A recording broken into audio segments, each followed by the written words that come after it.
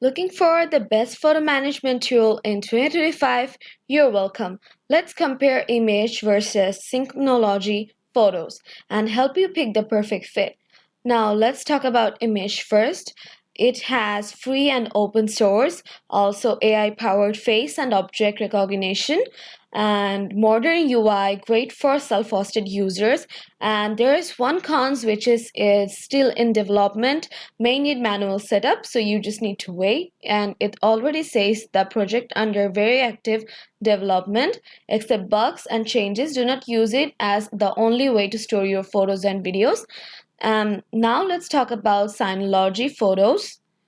It has built-in Synology NAS, easy backup, sharing, album and face grouping, and also it's stable and polished. But there is also one cons which requires a Synology device.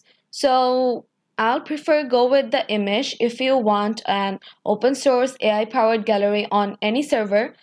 You can also choose Synology Photos if you already own a Synology NAS and want stable, clean organization. Like, comment, and hit that subscribe button. Thank you so much for watching.